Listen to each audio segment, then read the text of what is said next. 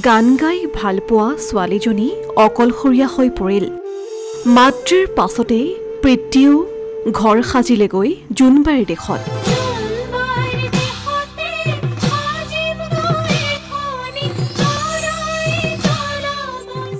ঘাটমাউৰা কৰি এই পৃথিৱীত অকলশৰীয়া কৰি গ'ল কমলিকাক।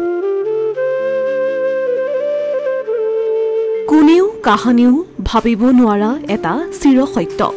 আজিৰ পৰা ৩ বছৰ পূৰ্বে সুৱদী কণ্ঠৰ শিল্পী গৰাকী হেৰাই গৈছিল আমাৰ মাজৰ পৰা। কোভিডত আক্ৰান্ত হৈ শেষ নিশ্বাস ত্যাগ কৰিছিল কণ্ঠশিল্পী ভিতালী দাসে। ইহ সংসাৰত এৰি গৈছিল স্বামী ভূপেন দাস আৰু জীয়ৰী কমলিকাক।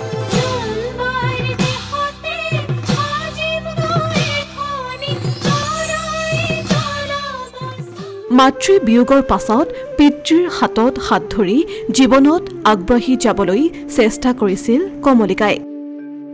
মাতৃহাৰা হোৱাৰ সেই সুখ পাহৰিবলৈ কঠিন হৈছিল কম বয়সৰ কমলিকা। কিন্তু সেই দুখৰ মাৰ নৌজাওঁতেই পুনৰ যেন সৰগ ভাগি পৰিল কমলিকাৰ জীৱনত। মাতৃৰ বিয়োগৰ প্ৰায় ৩ বছৰৰ পিছতেই শুকুৰবাৰে পিতৃহাৰা হৈ ঘাটমাউৰা হৈ পৰিল কমলিকা। ইফালে মহানগৰীৰ গাড়ীগাঁওস্থিত বাসগৃহত এতিয়া নিজম নিতাল পৰিৱেশ। দীৰ্ঘদিনৰে পৰা মধুমেহ আৰু বৃক্কজনিত ৰোগত আক্ৰান্ত হৈ আছিল কমলিকাৰ পিতৃ তথা প্ৰয়াত ভিতালী দাসৰ স্বামী ভূপেন দাস। স্বৰ্গীয় ভূপেন দাস আছিল এজন তবলাবাদক। পিতৃৰ মৃতদেহৰ কাষতেই ৰৈছে কমলিকা। আত্মীয় আৰু অনুৰাগী সকলোৰো যেন কমলিকাক সমবেদনা জনোৱাৰ ভাষা নাই। এই পৃথিৱীত যেন তাই এতিয়া অকলশৰীয়া। প্ৰথমে মাতৃক হেৰুৱাই আৰু আজি পিতৃক হেৰুৱাই যেন নিথৰুৱা হৈ পৰিল কমলিকা। ঈশ্বৰে যেন সাহস দিয়ক কমলিকাক।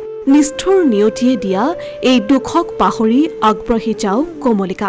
সকলোৰে এতিয়া এটাই আশা। স্বামী ভূপেন দাস সকলোৱে জানে, এগৰাকী প্ৰখ্যাত তবলাবাদক। তেখেতে তবলাৰ জৰিয়তে অসমৰ বিভিন্ন মঞ্চত তেখেতে অনুষ্ঠান পৰিৱেশন কৰিছিলে আৰু ৰাইজৰ বিপুল সমাদৰ লাভ কৰিবলৈ সক্ষম হৈছিলে। ভিতালী দাসৰ মৃত্যুত তেখেত মাতৃহাৰা হৈছিলে, কিন্তু আজি তেখেত পিতৃহাৰা হ'ল। অকলশৰীয়া কমলিকা কাশ্যপ। গতিকে ৰাইজে আশীৰ্বাদ কৰিব লাগে কমলিকা কাশ্যপে যে ভৱিষ্যত জীৱনত মাকৰ যি সংগীত জগতৰ লগতে তেখেতেও যেন উজ্বলি থাকিব পাৰে, তাকে ৰাইজক আশীৰ্বাদ কৰিবলৈ আমি অনুৰোধ জনাওঁ। Asomiya Pratidin digital desk.